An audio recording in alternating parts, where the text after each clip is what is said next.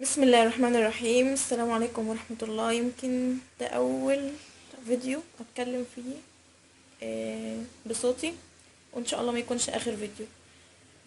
النهاردة هتكلم عن ماسك مهم جدا أنا شخصيا بنفذه حاليا. أنا منفذاه على وشي دلوقتي. هقول لكم المكونات وهقول لكم فايدة كل مكون بنستخدمه ايه. أول حاجة، الماسك ده مفيد جدا جدا لأصحاب البشرة الدهنية. انا من الناس اللي بتعاني من البشره الدهنيه ومن ظهور الحبوب باستمرار. اول حاجه نستخدمها زي ما انتم شايفين معلقه زبادي.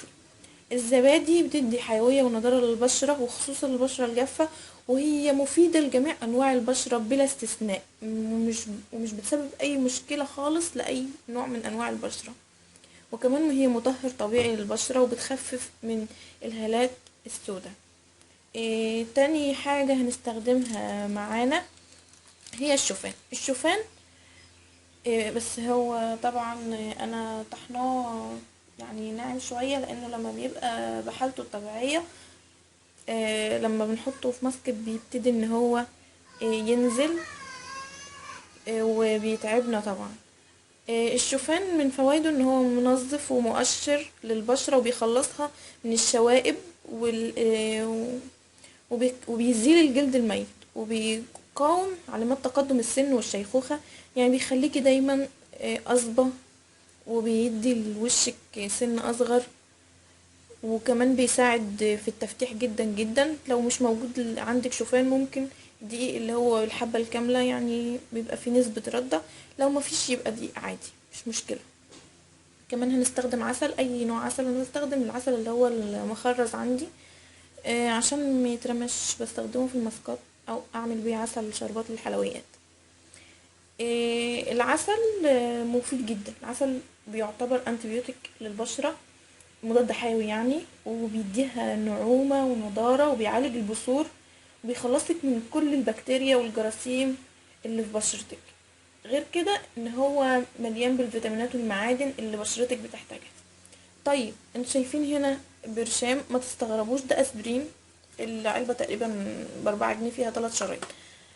باخد منه يعني 3 وحدات او 4.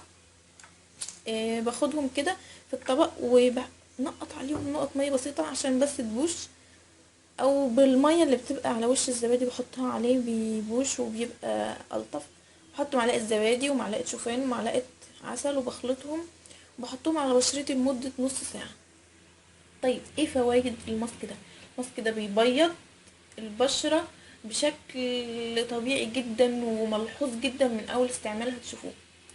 بيقاوم ظهور الحبوب بصفة مستمرة. استعمليه مرتين في الاسبوع تقريبا بشرتك هتتغير للأحسن بطريقة كبيرة جدا وملحوظة. هتدعيلي ان شاء الله.